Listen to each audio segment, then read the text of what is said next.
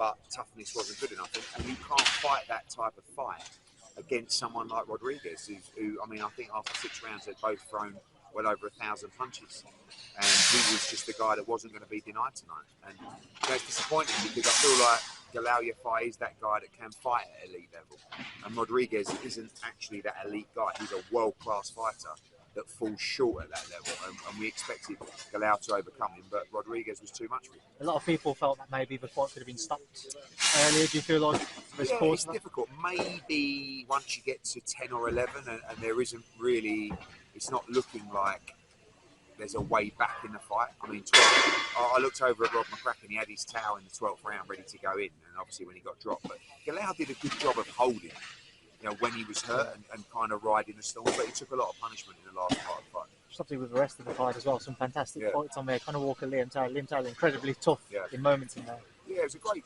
night of boxing with so many tough fights. I mean, firstly, Conor Walker's just been a bit of a revelation. I think he's a great fighter, and Liam Taylor was good tonight. After 6 rounds, he was nip and tuck, but fantastic knockout finish. I thought Peter McGrail boxed well. Baluta's a nightmare. He's very, very dangerous.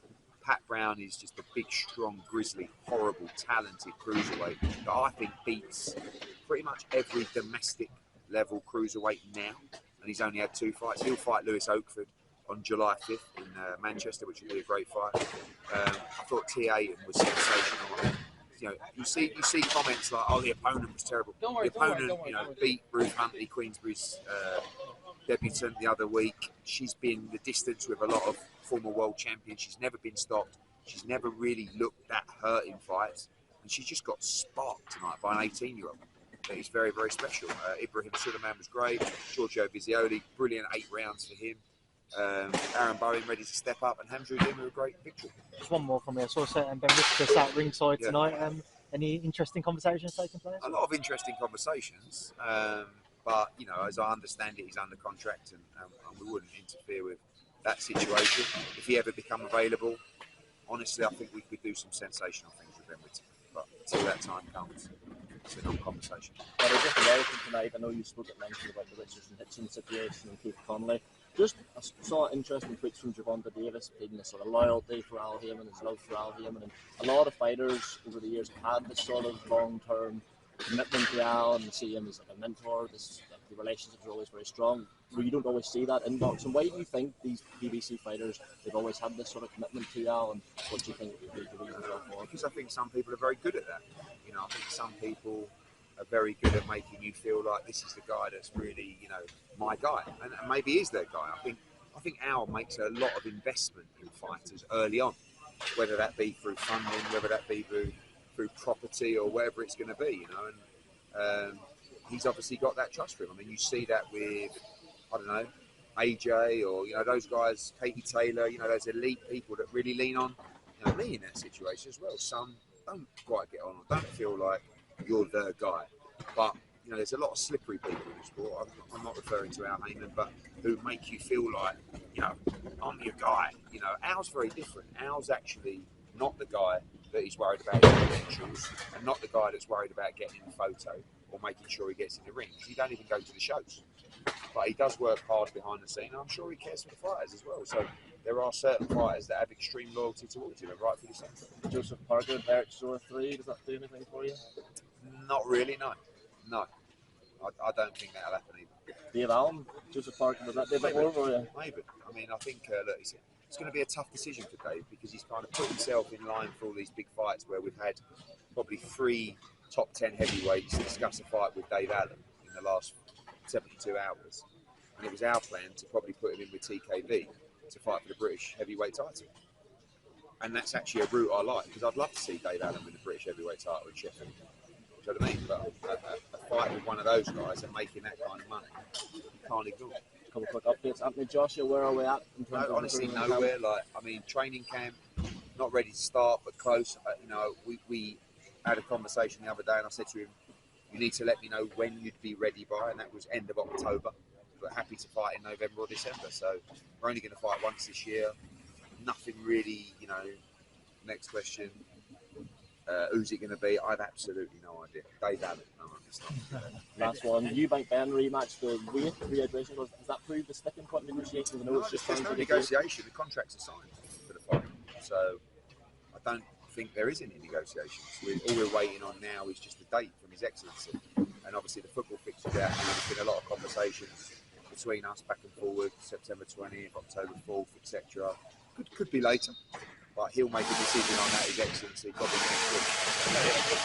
Mauricio Sulaiman's responded to your comments about the Manny Pacquiao fight, saying there's double standards. Yeah, man, that's the funniest. I mean, imagine Mauricio Sulaiman on the WBC accusing me of double standards. I mean, that's hilarious. I mean, I actually wrote to Mauricio this morning because he didn't like my comments about Bivol and Beterbiev. And I actually got a little bit of those comments factually wrong.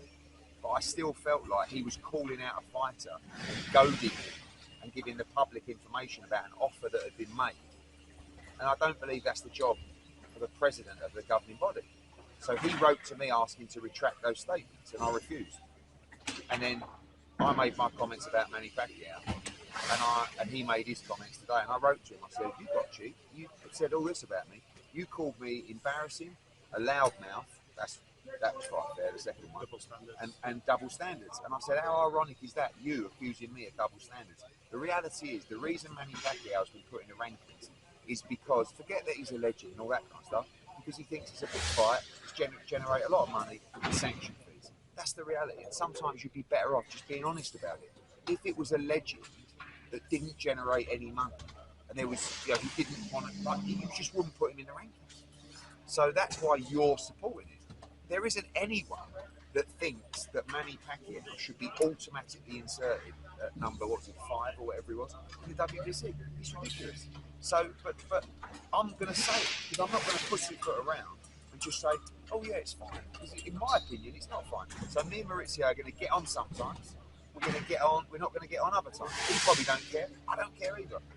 The issue with Manny Pacquiao coming back, the fact that he's been in the rankings, obviously there was talk to me on Conor Ben once. But that was a time, man, where it's well over a year ago, we got approached about Manny Pacquiao. I said, yeah, maybe it's a fight we could consider. Conor Ben, his best win at that point was Chris Algieri, right? It was not for a world title. It wasn't to do with anything in the governing body. We just got approached about that fight. And we got absolutely ridiculed. People saying to me, you're a disgrace. How can you think about putting Conor Ben in with Manny Pacquiao? Now, fast forward 18 months or whatever it is, he's now been inserted in the world ranking. And worse than that, he's fighting for a world title. Eddie, can I just get your comments then on the Normans and basically... Norman who? Brian Norman. Oh, Brian Norman. Yeah. And basically alluded to the fact that Boots has moved up to 154 to a project. I mean, like, look, this is the reality. About straight after the Stanionis fight, we contacted Top Rank and we said, we want to do a deal for Boots to fight Brian Norman. They said, great, let's get on it. Right? We love Top Rank. They want to make big fights. They contacted the Normans and they said, oh, we're fighting in Japan. We're going to get this fight out of the way and we'll talk about it after that. I'm like, no, we need to know now, because if not, we're going to move up to 54. Oh, we're not willing to talk about fight. We offered them $1.75 million to fight Boots about 6 months ago. They said we want $2 million. And after the Stanionis fight, we said we'll give you $2 million. And they still didn't want to take it. So of course, now we're moving up. How convenient that all of a sudden, I can't believe they've moved up. We were dying for that fight. We're dying for it. But he can go back and we'll see what's next. Callum Smith been rumoured to fight Benavidez back into this year. Obviously yourself, who's working with other promoters. What's the likelihood that we'll see Callum and Benavidez? It's a huge fight. Yeah, I think it's a great fight. I mean, look, Callum wants to become a 2-division world champion. But ultimately, to do so, you've got to beat Benavidez or Bivol. It's not easy. But he's interim world champion. He's going to be in line for a shot at Dimitri Bivol. And there is a chance that he could fight David Benavidez around October time. We're still negotiating with the PBC, so we'll see. If he doesn't do that, he'll defend his interim world title in Liverpool or in the Northwest around the same time. Eddie, just quickly, I just want to ask about the heavyweight division in the US. It seems like it's an open market right now.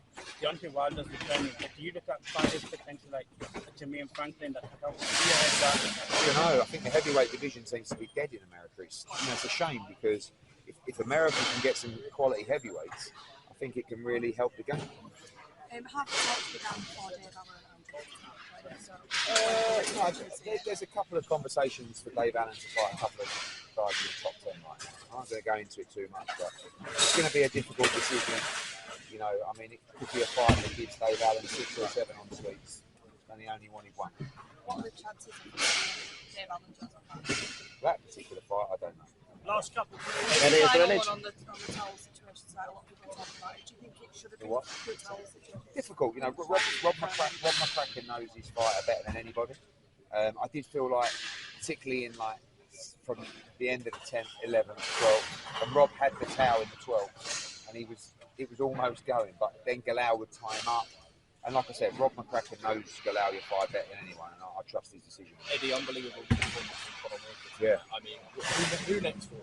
I don't know. I mean, part of me would love to see him win a Lonsdale belt outright, but, you know, obviously the aim for Conor Walker is to make him as much money as possible to lead the sport, you know, beyond his wildest expectations. So he gives us value for money every time, and I thought it was a great performance. Eddie, yeah, we're talking to Queensbury about that fight. And then Tia Ayton, I mean, that's how you make impression. I mean, I was a bit worried, and I said to Matty on Friday, no more media for her, because she's been doing so much media. She's 18, and it's like, if she's not quite ready or she's not quite mature enough, she might just freeze a little bit in there tonight. And I went backstage before the fight, and she was just like calm, cool as a cucumber.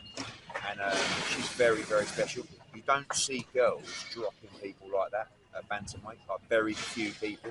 The punches are really sharp and crisp, and she's 18. She's a special fighter. And is there any truth that Brian Norman has boots down in sparring? About as much truth in that as me entering the Olympics in